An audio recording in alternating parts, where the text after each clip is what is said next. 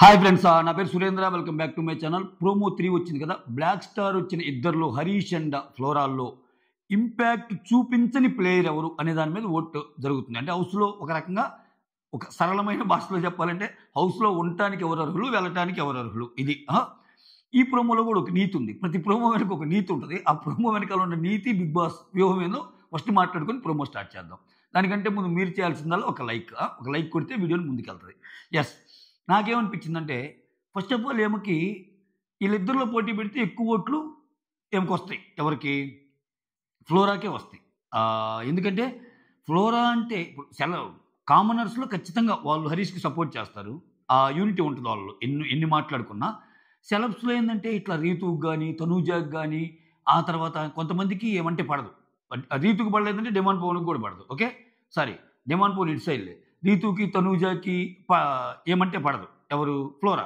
So maximum ఓట్లు ఏమకే వస్తాయి. అంటే హరీష్కి కూడా వస్తాయి, కొంచెం ఎక్కువ ఓట్లు ఫ్లోరాకే వస్తాయి. అది బిగ్ బాస్కి తెలియనంత అమాయకుడు ఏం కాదు బిగ్ బాస్. దీనివల్ల ఆమెకి ఇంపాక్ట్ చూపించిన ప్లేయర్ అని చెప్పి 2 వారాలు నామినేషన్లో వేసాడు. ఇది అప్డేట్, ప్రోమోలో చెప్పలేదు కానీ ఇది అప్డేట్. 2 weeks nomination. అసలు ఆమె ఈ వీకే పోద్దని చాలామంది అభిమతం. ఈ వీక్ పోలా అంటే ఆమెకు ఒక్క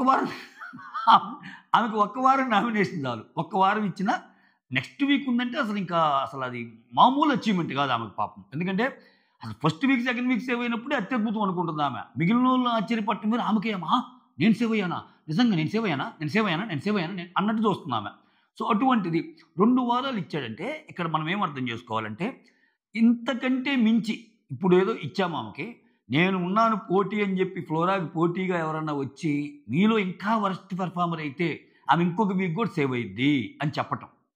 2 వారాలు అంటే ఈ 2 వారాల నామినేషన్లో ఏదో ఒక వారం వెళ్ళిపోద్దేమో. ఫస్ట్ వారం వెళ్ళాలి, నెక్స్ట్ వారం, లేకపోతే ఆపై వచ్చే వారం వెళ్ళాలి. అంటే ఏమకు పోటీగా మీరు ఎవరన్నా వచ్చారనుకో మీరు వెళ్ళిపోయే ఛాన్స్ కూడా ఉంటుంది అన్నట్టు ఏమో నామినేషన్లో పెట్టాడు. ఇంకొక నీతి ఏంటంటే వీళ్ళందరికీ సాఫ్ట్ టార్గెట్ ఆమె. ఇంతమంది అక్కడ ష్రెడ్డర్లో ఆమె ఫోటో పెట్టి షెడ్ చేశారంటే నామినేషన్లో ఆమె ఎయిరా. ఆ పాయింట్లన్నీ సింపుల్ లాజిక్ వేస్తారు. నువ్వు అసలు ఏమి పెర్ఫామ్ చేయటం లేదు. ఇప్పుడు మొన్న మోస్ట్ బోరింగ్ పర్సన్ అంటే ఆమె, మోస్ట్ ఇంపాక్ట్ చూపించిన పర్సన్ అంటే ఆమె, ఇంట్లో ఎవరు ఉండకూడదంటే ఆమె. సో ఇంకా మొత్తానికి ఆన్సర్ ఆమె అయినప్పుడు, ఇంకా ఇంతమంది అయినప్పుడు నామినేషన్ పాయింట్లో ఏమైందంటే ఆమెని ఒక సేఫ్ ఆప్షన్ కింద చూజ్ చేసుకుంటారు. ఇప్పుడు ఆ ఆప్షన్ కట్ అయిపోయింది. ఇప్పుడు ఆ ఫ్లోరాన్ చూజ్ చేసుకోవడానికి లేదు. సింపుల్గా ఈ యాప్ ద్వారా 2 వారాలు ఫ్లోరాన్ పక్కన పెట్టేశారు. ఫ్లోరా ఎవరినో ఆమెకు నచ్చిన వాళ్ళు ఇద్దరం చేస్తుంది అంతే. సో ఇంకా ఇలా బాణాలు ఈ సేఫ్ గేమ్ నుంచి ఫ్లోరా సైడ్ కాకుండా ఇంకొకరిని చూజ్ చేసుకోవాలి. అది నేనేమనుకుంటున్నానంటే ఈ ప్రోమోకి సంబంధం లేని విషయం, వీళ్ళందరికీ ఫ్లోరా తర్వాత ఎక్కువ మందికి టార్గెట్గా ఉన్న వ్యక్తి భరణి. ఈ వారం ఎట్టో ఒకటి చేసి భరణిని కూడా తప్పిస్తాడేమో అనిపిస్తుంది నాకు. అంటే ఇప్పుడు ఈ కెప్టెన్ రాముకున్న పవర్ యూజ్ చేసి ఒకరిని సేవ్ చేయి అట్లా అన్నాడు అనుకో, భరణిని సేవ్ చేయాలనుకుంటున్నాను అనుకో, ఇంకా భరణిని కూడా నామినేట్ చేయడానికి ఉండదు. హౌస్లో ఎప్పుడైనా ఎవరినైతే ఎక్కువ నామినేట్ చేయాలని ఉవ్విళ్ళు ఓడుతుంటారో వాళ్ళని తప్పిస్తాడు. ఆ సేఫ్ ఆప్షన్ తప్పిస్తుంటాడు బిగ్ బాస్. అప్పుడు వీళ్ళు ఎలా కుట్టుకుంటారు అనేది ఒక టెస్ట్ చేయడానికి.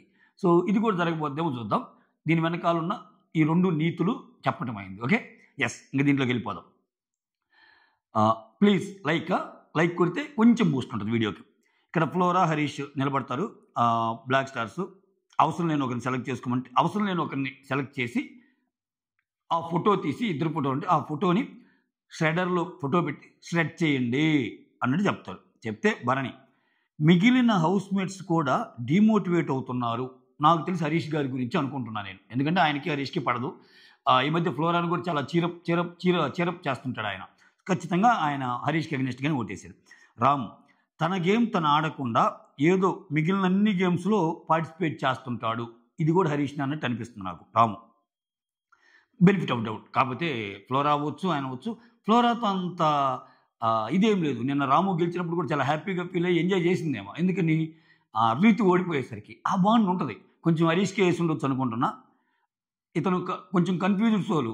అక్కడ ఒకటి చెప్పి ఇక్కడ ఒకటి వేసి అక్కడ ఒక పార్టీ కోటని చెప్పి బ్యాలెట్ బాక్స్ దగ్గరికి పోయి ఇంకో పార్టీకి వేసి రే ఏంద్రా మనకోటేస్తావు అనుకుంటా అంటే అవును కదా నీకు చెప్పా కదా అక్కడ వేరే వాళ్ళకి వేసాను నేను అన్నా అంటాడు రాము.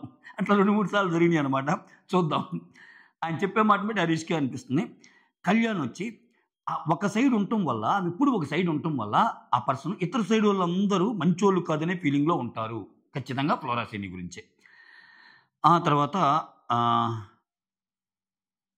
సుమన్ శెట్టి ఎక్కువ డిస్కరేజ్ చేసినట్టు మాట్లాడతారు. నాకు తెలిసి ఫ్లోరా ఏమో డిస్కరేజ్ చేసినట్టు మాట్లాడదు.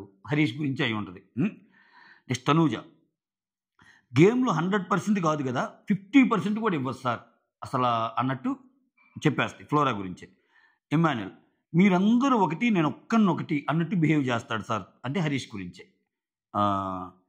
తర్వాత శ్రీజ, సర్వెంట్గా అంటే నువ్వు హెల్ప్ చేయటం వేరు, సర్వెంట్గా బిహేవ్ చేయటం వేరు, ఆమె సర్వెంట్గా బిహేవ్ చేస్తుందని చెప్పి ఫ్లోరాకి వేస్తాయి. ఎందుకంటే ఆమె నిన్న ఫ్లోరా ముందే చెప్పింది. శ్రీజ ఎక్కడ చెప్పడం కదా, ఫ్లోరా ముందే చెప్పింది నీ ఉద్దేశం మంచిదైనా అట్లా బాగోదని. థర్డ్ డెమాన్, ఎవరైతే ఇంటికి అర్హులు అనుకుంటున్నారో వాళ్ళు ఉంచే విధంగా వేస్తానన్నాడు, స్టేట్మెంట్ ఇచ్చేసాడు. ఎవరిని వేసాడో తెలియదు. ఇతను కొంచెం గేమరు అటు వేస్తాడు ఇటు వేస్తాడు, కష్టమే చూడాలి. కాకపోతే ఫ్లోరాకే వేసి ఉండొచ్చు, రీతుకి ఫ్లోరాకి పడదు కదా, ఫ్లోరాకే వేసి ఉండొచ్చు. ఎందుకంటే ఎక్కువ ఫ్లోరాకి వచ్చినాయి అంటే హరీష్ కంటే ఒక్కటే ఎక్కువ రావాలిగా, అంటే ఎక్కువ ఫ్లోరాకి పడాలిగా. రాము సారీ రీతు, నెక్స్ట్ డెమాన్ తర్వాత రీతు వస్తాడు, రీతు కూడా ఫ్లోరాకే. సుమన్, సంజన వచ్చి హరీష్కి వేస్తుంది. ఆ తర్వాత దివ్య వచ్చి ఫ్లోరాకి. సో మ్యాక్సిమం ఫ్లోరాకి అంటే ఒక్కటైనా ఎక్కువ, అక్కడ ఈక్వల్గా అన్నట్టు అనిపిస్తున్నా కానీ ఒకటైనా ఎక్కువ పడి ఉంటుంది.